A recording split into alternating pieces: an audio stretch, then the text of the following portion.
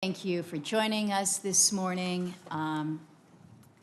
Some might suggest that the reason we have a full house is because there's nothing else going on in the Senate this morning. I think it's just because there is a growing and emerging interest in this extraordinary part of the globe. So I had an opportunity last week. The Alaska delegation worked with the Alaska Federation of Natives to host what we call Alaska Day. It's now become an annual event focused on issues relating to Alaska Natives up north. But the conversation was substantially around the issue of the Arctic in general. We had representation from some of Alaska's military command, some within the industry, and heard great discussion about the opportunities and the challenges in the high north, in the U.S. Arctic.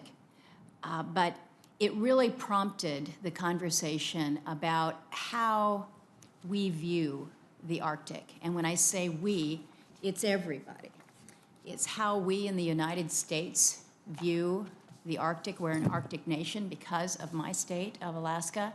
But how do others view us? How do people in Maine view us? How do people in West Virginia view the Arctic? What do they perceive our role to be?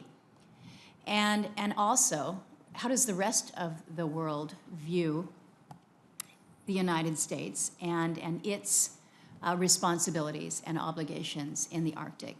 I was honored to be included at Arctic Frontiers, which is an Arctic conference. It's really one of the premier Arctic conferences that is held around the world.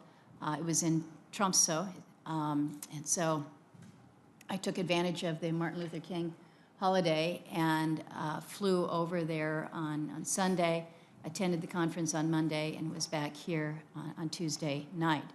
A lot of travel, but it was so important not only that the United States have representation there, but again, to continue the very, very important conversation. And one of our panelists this morning, Stephanie Pizzard, was there, and we served on a panel. Mike Srega was supposed to be there on behalf of the Wilson Center, but he was well represented by David Balton. But it was a good conversation there, again, about whether or not the United States has stepped up to its role. And I think most would suggest that no, in fact, we have not. Whether it's our policies or whether it's our level of engagement, or whether it is working to make sure that we are responsive as a nation when it comes to this emerging area. So recognizing that this was supposed to be a week that we were, quote, not in recess, but in recess, it was challenging for me to try to put together a panel that would have allowed for a full committee hearing. So we decided to just do a roundtable, and I appreciate Senator Manchin, your cooperation with your team, even as you are just now getting them pulled together. Senator King is the founding member of the Arctic Caucus with me, and I appreciate him being here today. But my hope, my point, my purpose this morning is to really just hear from folks around the table about your views and perspectives. You notice that we don't have any timers here this morning. We don't have any formal testimony. This is really, hopefully, a discussion amongst all of us about the challenges and the opportunities that we have. We're honored to have Finland's ambassador, Kirsti Kapi? Yes.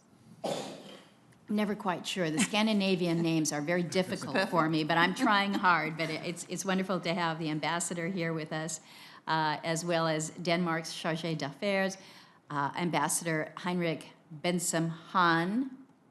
Thank you for being here. We know that you can provide that international perspective on your country's work in the Arctic and how they view the U.S. role. We have Inutek Holm Olsen, who's Greenland's representative to the United States. We're so pleased that you're here with us this morning. We have Heather Conley with CSIS, Victoria Herman from the Arctic Institute, Mike Sfraga, who I mentioned, who's with us today in his capacity with the University of the Arctic. We also have Stephanie Pizzard with the RAND Corporation. Again, thank you for being here. So I'm going to turn to my ranking member, Senator Manchin, for any comments that he might make.